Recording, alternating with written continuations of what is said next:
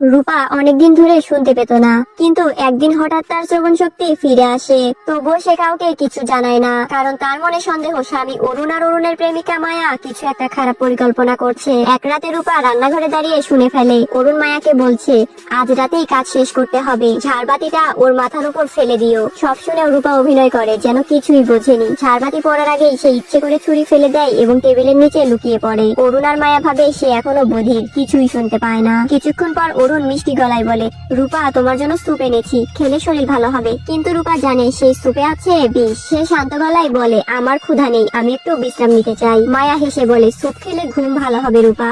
আর কোনো উপায় না দেখে রূপা বলে, উফ বাটিটা তো খুব গরম, বলে ইচ্ছে করে স্যুপটা ফেলে দেয়। অরুণ আর মায়া রেগে যায়, কিন্তু তাদের কিছুই করার থাকে না। রূপা যখন সিঁড়ি বেয়ে উপরে উঠছে তখন হঠাৎ ছুরি হাতে তার দিকে ঝাঁপিয়ে পড়ে। অরুণ সঙ্গে সঙ্গে মায়াকে থামায়, বলে এখন না। কিন্তু মায়ার মনে সন্দেহ জন্মায়, রূপা নিশ্চয়ই শুনতে পাচ্ছে। সন্দেহ যাচাই করার জন্য মায়া রূপার বাবার স্মৃতিচিহ্ন একটি পুরনো কাঠের মূর্তি মাটিতে ভেঙে ফেলে দেয়। রূপার চোখে জল চলে আসে, বুকটা কেঁপে ওঠে, তবুও সে কিছুই বলে না, কারণ সে জানে এখন যদি সে গোপনটা প্রকাশ করে তাহলে বাঁচার আর কোনো পথ থাকবে না। চুপ করে অভিনয় করলেই সে বাঁচার উপায় খুঁজে পাবে।